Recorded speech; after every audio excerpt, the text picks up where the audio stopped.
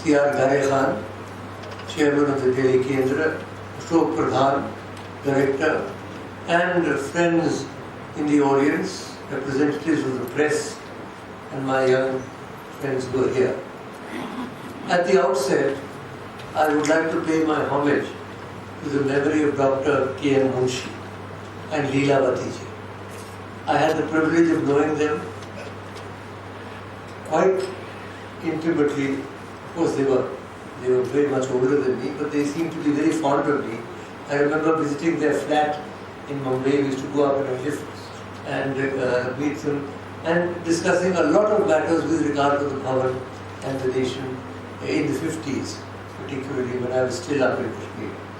And K. M. Munshi was a remarkable man, a freedom fighter, a very eminent lawyer, an intellectual, a creator of institutions.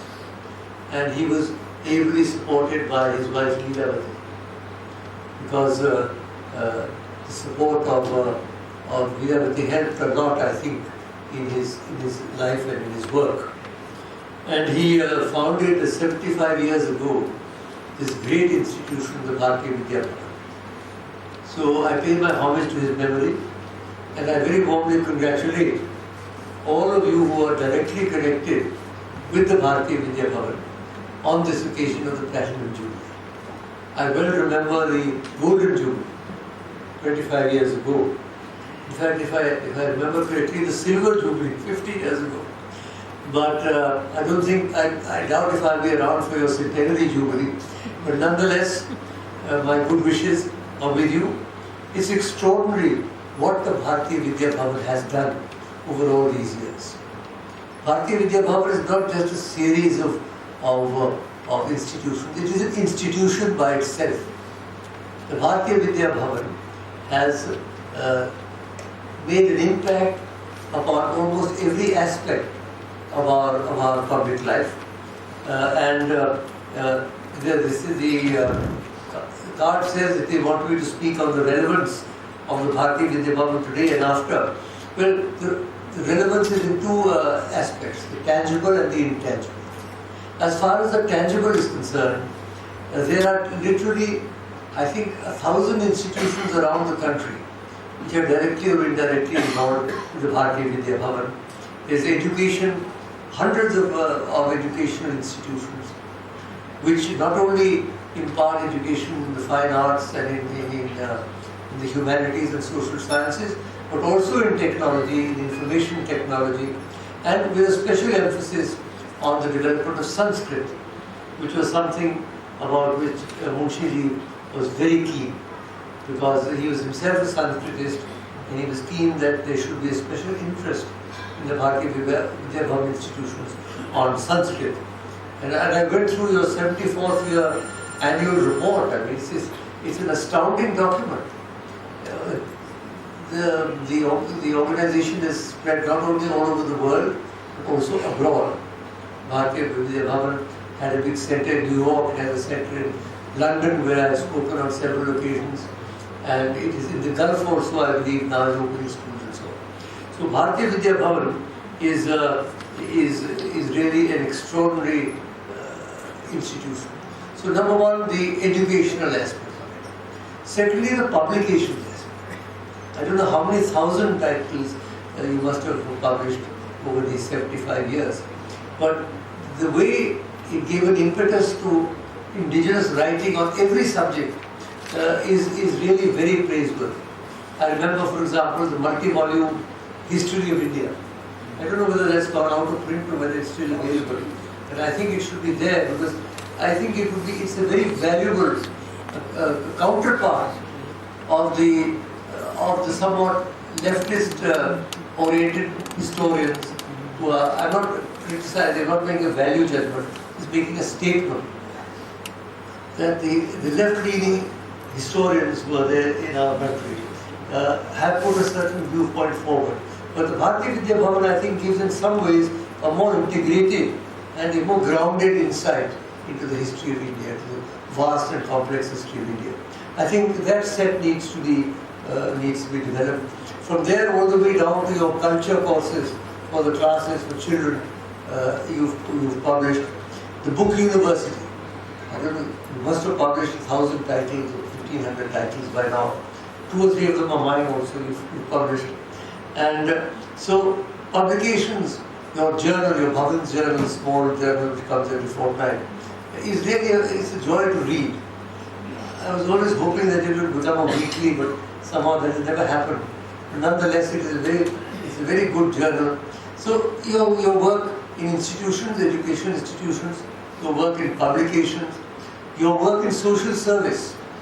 It's not often known that Bharatiya Vidya Bhavan is involved in the welfare of slum children, for example, or in a hospital that they have, and various other social welfare projects.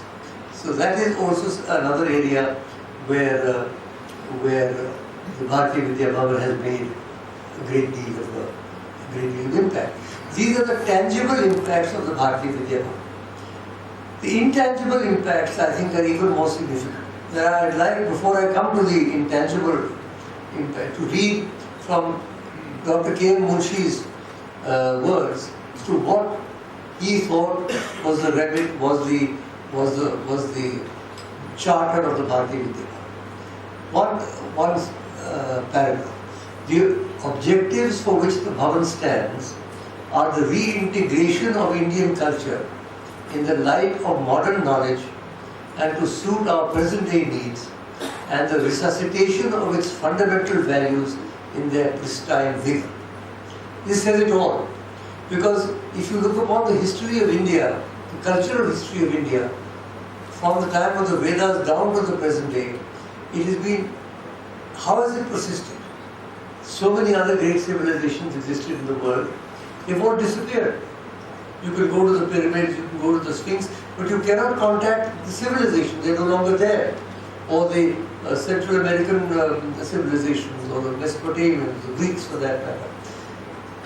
The Indian civilization, despite the most terrible invasions and holocausts and colonialisms and all sorts of dire happenings, nonetheless continues to retain its dynamism, its relevance down to the present day. I think there are 2 main reasons for this.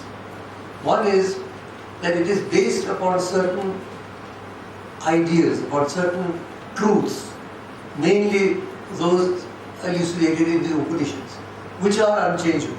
They don't change, they remain relevant forever. But secondly, very importantly, it has produced great men and women in every age and in every region and in every language who have, through their own lives, reintegrated, rearticulated, reinterpreted our cultural heritage for the present world. So, you could have a very great heritage, but if it is simply something in the past and has no relevance today, then it's all right for research scholars and others, but it doesn't have an immediate impact. Whereas if you have people who have reintegrated it through their tapas, whether it is the great movements of Jainism and Buddhism, also in a way involved with the Upanishads, either for or against, or the great South Indian acharyas who arose at a certain juncture, whether Shankara, Madhava, Vallabha, or others, or the great bhakti movement then that swept after the Muslim impact, the bhakti movement, the Nayanmars, the Alvars, the Central Indian, the Hindi-speaking Surdas and Tulsidas and Mirabai and Shankar Deva. Every state in this country, every region has produced great saints. Whether it was Lalleshwari in Kashmir or Shankaracharya in Kerala. And they have through their own lives, they have reintegrated and re-established culture. And the latest, this whole series of challenge and response, the latest was the impact of the British and then the so-called Bengal Renaissance, which immediately brought about an awakening again. It was an astounding explosion of talent at that time, whether it was social reformers like Raja Ram Mohan Roy, Keshav Chandra Sen, Ishu Chandra Vidyasagar, Devendranath Thakur, or Rana Dey and Bhandarkar in Maharashtra, or Dayanand Saraswati in the Punjab. And there was this big social reform movement. That is one stream. Then there was a literary artistic movement. There was Bankim Chandra, there was Sharat Chandra, there was Rabindranath Tagore.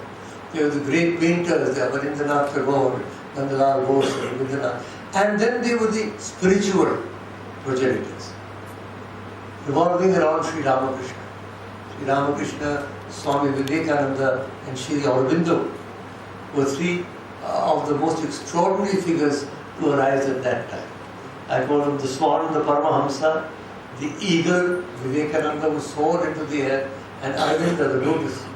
So the eagle, the lotus and the swan, they represented the rebirth of the Indian civilizational power, and thereby again brought about a new dimension into ourselves.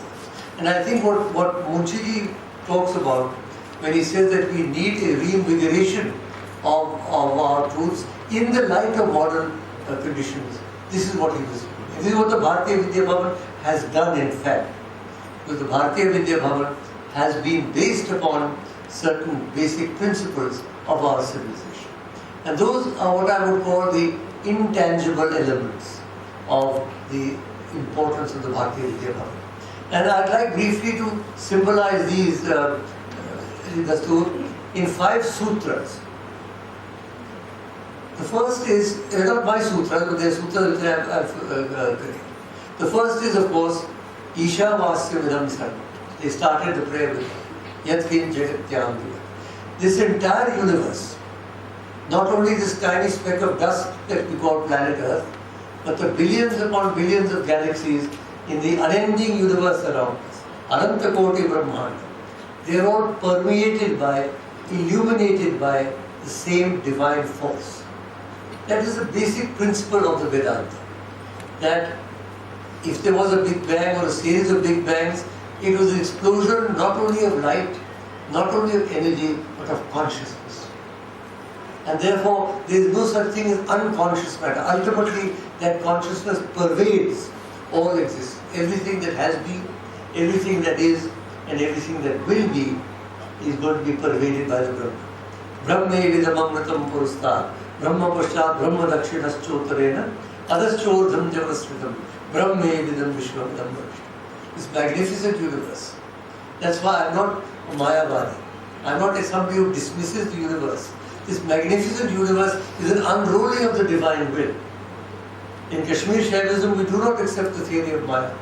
We look upon the universe as a manifestation of Shiva, and therefore something that is to be cherished and that is to be nourished. So that is the first principle, I think, of the Vedanta, and that is the underlying principle of our country. The second is the spark of that divinity, or the reflection of that divinity in each human being. You have the Brahman, all pervasive, and you have the Atma. That is why the Upanishads call human beings Amritasya Putra, children of immortality. What a beautiful phrase. We are not just specks of dust to be blown hither and thither without any sort of meaning. Each one of us, howsoever humble we may be, howsoever difficult circumstances we may face, have a spark of the divine. Ishvara sarva bhutanam hiddeshe tishtati. The Lord resides in the heart of all beings. And that gives a certain special importance to every individual. Because regardless of what it is, you may be a santri or a mantri, no matter what you are, but you have that divine spark. And this is something which is basic. We do not believe in any chosen people. We do not believe in any. We believe that all human beings, Ishvara sarva bhutanam hiddeshe, in the hearts of all beings, even in inanimate beings, in animals, birds, particularly in. So the dignity of each individual, when we talk of democracy, democracy has to be based upon the concept of the dignity and divinity of each human. The third sutra, which goes logically, is that of Vasudhaiva Kutumbakam. If there is a divinity in all human beings, then all human beings are part of an extended family. If you go to the first gate on Central Hall of Parliament. What happens in Parliament, I'm not going to comment upon, so I'm not great at television. But if you go to the Central Hall, on the first gate, Ayam Nija Paroveti Ganaram Lagu Chetasam Udar Charitanam Vasudheva Kutumbakam. This is mine, that is yours, is a narrow and lesser mode of consciousness. For those of the higher consciousness, Udar Charitanam Vasudha Eva Kutumbakam. The word itself is a family. I must tell you, people in Delhi tend to mispronounce it and they keep calling it Vasudeva. They think it has something to do with Krishna. It has nothing to do with Krishna at all. It is that's a Punjabiization, or if I may say so. It's Vasudha Eva Kutumbakam. The word itself is a family. Now this great concept, we are talking of a global society. See how these concepts are becoming more and more significant as we go on. The concept of democracy is based upon Amritasya Putra. The concept of the global, we talk of the global emerging society. But there you are, you have it in the concept of Vasudhaiva Kutumbakam. If the global society has to have any motto, it has to be Vasudhaiva Kutumbakam. Because in which other Shastra can you find that sort of a concept? And so that concept, as it were, underlies the movement towards globalization. And this was thought of thousands of years ago when there was no transportation, no communication. Today you pick up a small machine, you dial some numbers, your voice gets ricocheted off a satellite and goes down to the other end of the world. So science and technology have given us now the means to become a global society. But it hasn't yet given us the wisdom. Knowledge is there. First of all, you have the tsunami of information, for which you've got to abstract knowledge. And from knowledge you've got to distill wisdom. The problem is that our knowledge grows, but our wisdom still remains mired in pre-global concepts. And that is why the human race is in real danger. As I often mention, there are two scenarios, Ganekanji, of what will happen to the human race. One is Arthur Koestler, the European philosopher, who held that the human race was a race pre-programmed for self-destruction because of a engineering defect in the cortex, whereby the thinking and the feeling elements are not properly united. So although we may think what is right, but we do not feel that. Like Duryodhana says, you remember, Janami dharma, Vijay pravritti, Janami adharma, Vijay nivritti. I know what is dharma, but I am not attracted to it. I know what is adharma, but I am attracted to it. So the point is, there is this dichotomy within the human being. And he says, Koestler says, that sooner or later we are bound to blow ourselves up. Well, it hasn't happened yet. And let's hope that it doesn't happen in the near future, but the possibility is there. Because the amount of fissionable material today on planet Earth can blow up this world 1,000 times. But there is the alternative scenario, Sri Aurobindo, who holds that in fact man is a process of continuing evolution. The human being is not the end product of evolution. He holds that in the same way as life has evolved from mineral to water to fishes to animals and to the human, there is no reason to believe that evolution will stop. Man is a creature halfway between the animal and the divine. And therefore the next logical step is to move from mind to supermind and man to supermind. So I'm just saying that these are these two alternative scenarios of what may happen to the human race. But when we talk of Vasudhaiva Kutumbakam, the world as a family, it means that we've got to try and spread the wisdom also in order to survive our technological ingenuity. And that is, I think, what the Bharatiya Vidya Bhavan educational institutions and so on are based on. So you have the Ishavasya Vidam, you have the Amritasya Putraha, you have the Vasudhaiva Kutumbakam. The fourth concept, the fourth sutra, Ekam Sat Vipraha Bahudha Vadanti. A seminal concept from the Veda. Ekam Sat Vipraha Bahudha Vadanti. The truth is one. The wise call it by many names.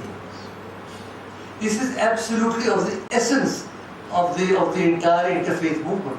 The interfaith prayers that were at the beginning of our function. I've been involved in the interfaith movement for the last 40 years.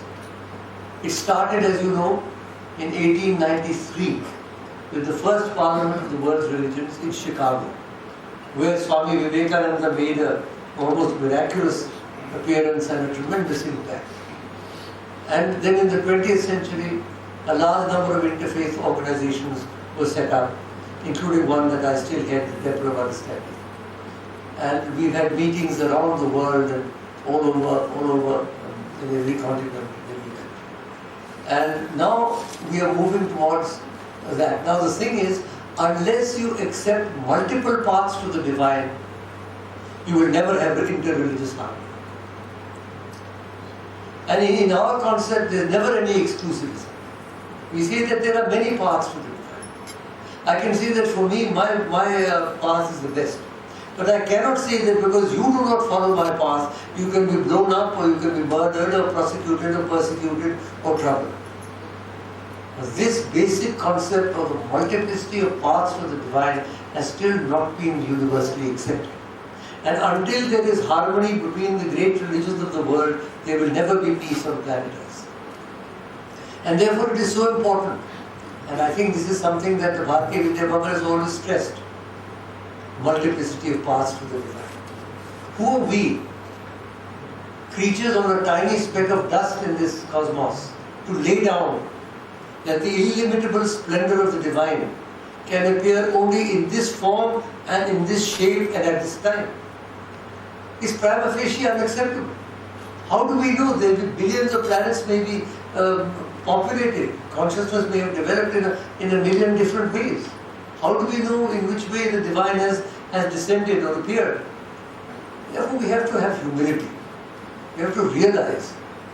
And that is something which I think is tremendously important. Even as I speak to you today, in the name of religion or in the name of sex, people are getting killed. Because we have not accepted this basic concept of Ekam Sattva Brahma. And the fifth and final concept, this as I said is the basis of the interfaith movement. So we have the basis of the unified field theory, Ishavasyavidam, of science, because science is trying to get to a unified field theory, which would explain all the phenomena. That basis is our concept of the universal Brahman. We have the basis of democracy in the dignity of each individual. We have the basis of the global society in the concept of Vasudhaiva Kutumbakam. We have the basis of the interfaith movement in the concept of Ekam Sattva Bhavuda Vedanti. And finally, we have the basis of creative socialism in the concept of Bahujana Sukhaya, Bahujana Hidayah. Our prayers have never been only for ourselves. Our prayers have always been for society. Sarve Sukhina Santu, Sarve Santu Niramaya, Sarve Bhadrani Pashyantu, Ma Pashyantu Bhagavad. May all beings be happy. May all beings see auspicious sights. May no being suffer pain. Great prayers. And when you talk of socialism, what better definition of socialism than Bahujana Sukhaya, Bahujana Hidayah? That is why the work that you are doing for slum children, for the less privileged section of society. So, these 5 sutras, because I was wondering what should be the theme of my talk, I chose these 5 sutras as being the basis not only of Indian civilization, but particularly of the work that the Bharatiya Vidya Bhavan is doing. And that is your relevance today. And that will be your relevance tomorrow, as long as you stay committed to these values. Friends, the nation is going through a spiritual, multiple crises. There's a political crisis, there's an economic crisis, there's a social crisis, there's also a spiritual crisis. And I think it is time now, once again, for a new renaissance. I think once again that miracle that has occurred in India down through the ages must begin again. And we have to somehow or the other break out of the negative syndrome that we find ourselves. all the corruption and the nepotism and all the nonsense that we see going around us, where the idealism of the young people, instead of being fired into the flame of aspiration, is bujhaud, is extinguished because of the negative attitudes. We've got to break out of this. Indian civilization cannot go down. Indian civilization has still a major role to play in the developing global society. That is my conviction, and it is also my conviction that the Bharatiya Vidya Bhavan has a major role to play in the reintegration, rearticulation of the Indian civilization. Now, I will therefore end. We are now, as you know, from next year, we are celebrating the 150th anniversary of Swami Vivekananda, and his favorite verse from the Kathopanishad, which is an exhortation that we must awake and arise and walk across the razor-edged path towards our chosen goal. It's a difficult path, friends. There are no soft options left, either for individual illumination or for collective salvation. But it is across that difficult and dangerous path that we have to go towards our goal. And our goal is a new India, a new society, a new world, a new kind of consciousness of planet Earth. Uttishtata, Jagrata, Prapya Varan Nibodhata, Shurasya Dhara Nishitadurantaya, Durgam Pathastat Kavayoga.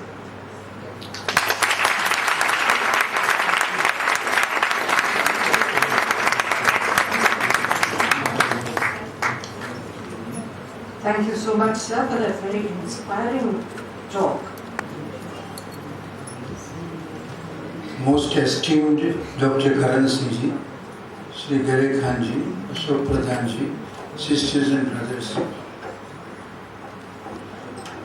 We are all extremely grateful to Dr. Karan Singh Sahab for being amidst us today. It itself is a matter of joy for us. But to me, this is an occasion at which Dr. Karan Singh speaking on Bharatiya Vidya Bhavan is an honor which is greater than any other honor that Bhavan has received so far. You see, I was so thrilled when Ashok Bhai told me that Dr. Karan Singh will be coming and will be speaking on the relevance of. So I said, please record it and let the entire Bharatiya Vidya Bhavan's family know that what is expected of them. You see, I am reminded of our younger days at Bharatiya Vidya Bhavan. In those days, stalwarts of our freedom movement and of our nation were alive. Raja Gopalachari, Jawaharlal Nehru, Rajendra Prasad, Maulana Sahib, Dr. Zakir Hussain, Dr. Radha Krishnan, Jayaprakash Narayan Acharya, Kriplani, all of them were near to Munshi and Bharatiya Vidya Bhavan. All of them adored the dais of Bharatiya Vidya Bhavan, Bombay, and spoke from that dais. In those days, young, determined and great Dr. Karan Singh held his own on the stage of the Bhavan. And whenever he was so young in those days, and whenever he spoke, our hall was invariably full. And he was very dear. He was very dear to Munshi and Mrs. Munshi.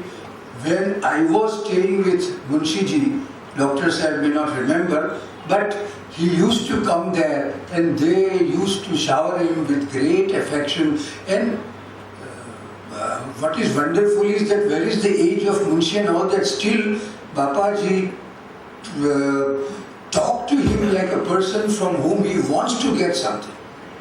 And he was right, as we have seen today. So how well he has put it.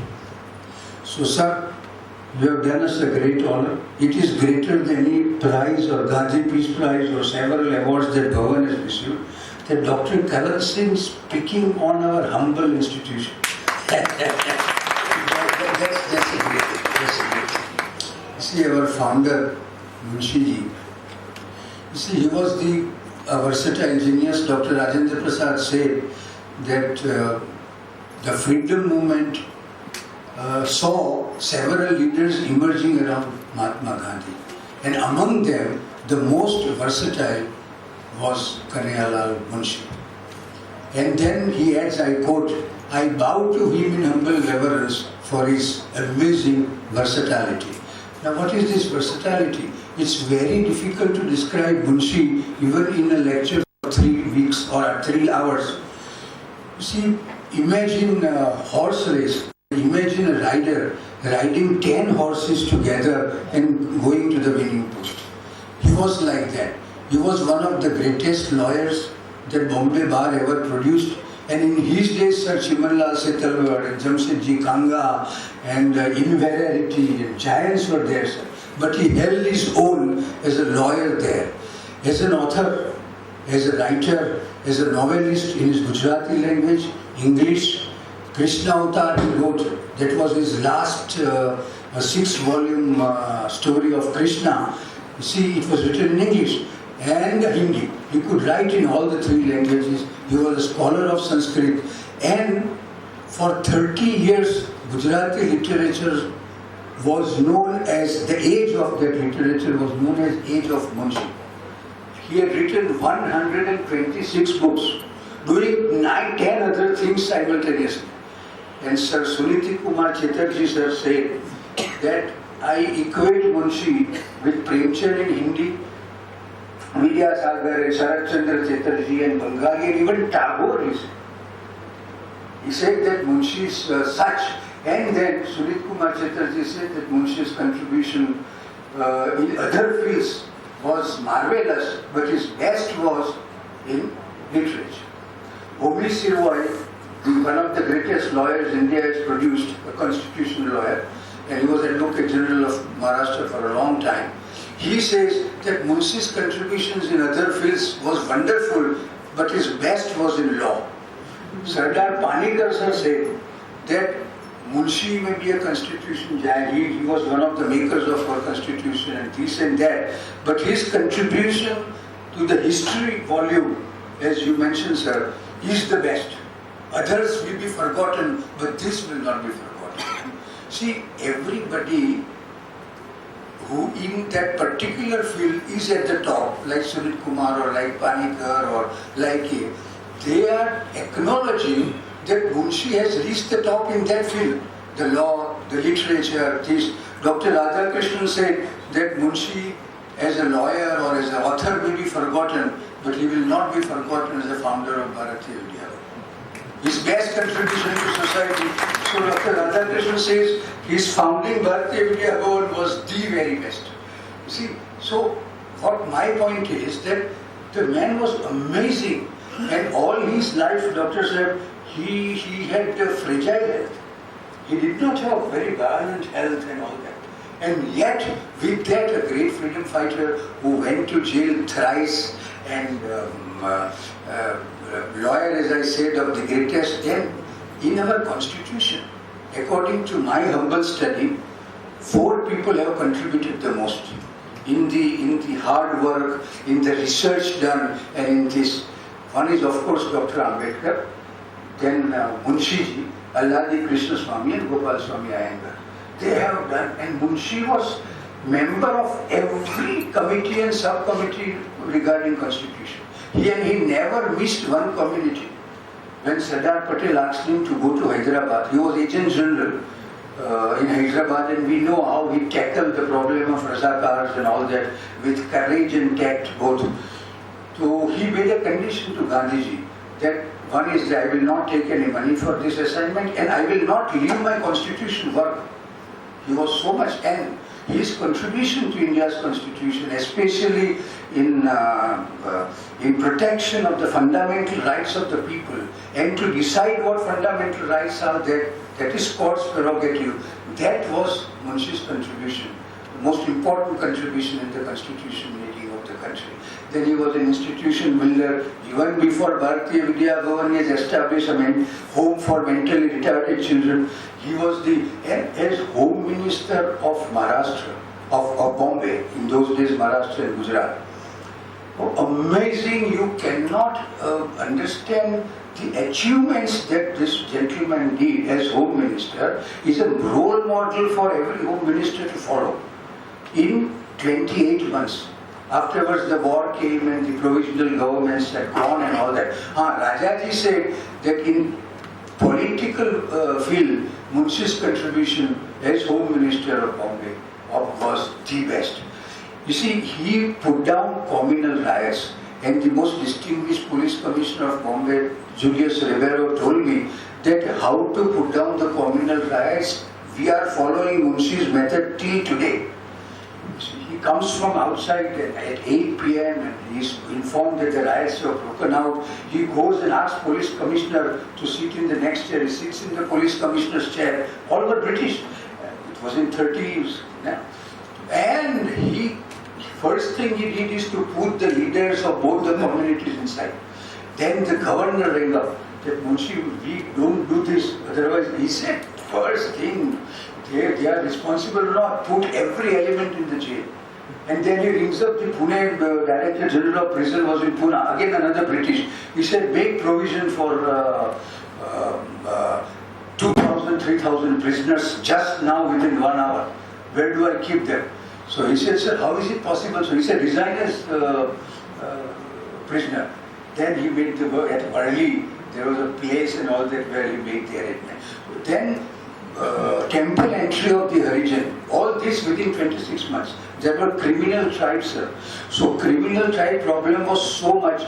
They were born criminals, the society believed in it. It was not 100% true.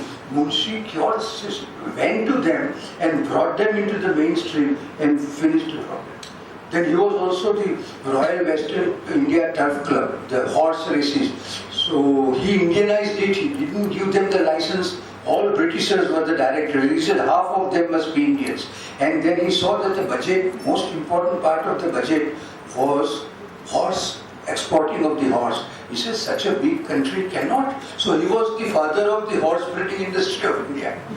Munshi's contribution was so profound and so all-round, you see. And then of course Bharatiya Vidya Bhavan. He started with Sanskrit, then he came to Ardhamadhya and Pali, our ancient languages. Then he started Saral Sanskrit and Sahitya Sanskrit, and he knew that there is no Sanskriti without Sanskrit. That was his belief. And then he went to arts and performing arts and established Kala Kendra. You will be surprised to know that from the stage of Bharatiya Vidya Bhavan's Kala Kendra came famous names like Sanjeev Kumar and Rajesh Khanna and all the Gujarati and Marathi leading drama and other players. They were first located from the Bhavan stage and picked up.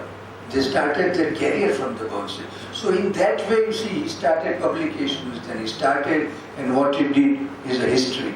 We are humbly trying to follow Munshiji's 3 cardinal principles, which have been beautifully put in another way by Dr. Karan Singh.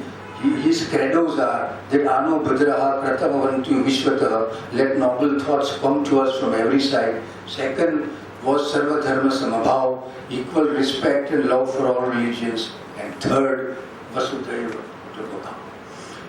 World is one family and we have to take as one family. Based on this, you see, he created the institution after institution of Bharatiya Vidya Bhavan, and but for the God's grace and but for the support and appreciation of enlightened persons like Dr. Karan Singh, we would not have come where we had come. It's a teamwork. I have been referred as Director General and all that. It's all bunkum. Director General was necessity, legal necessity, because when we started foreign Kendras, they are under their law. It has to be established under the law, their law, the London Centre under British law. So there the CEO is called Director. The head office CEO has to be called Director General. You understand? He has to be trustee and all that type of legal formalities. Otherwise, I am a mere coordinator. It's a teamwork, and the entire country has Bhavan's people, including from small children who narrated the prayers here, down to our President Surendra Lal Mehta, and in the society giants like Dr. Karan Singh. Thank you.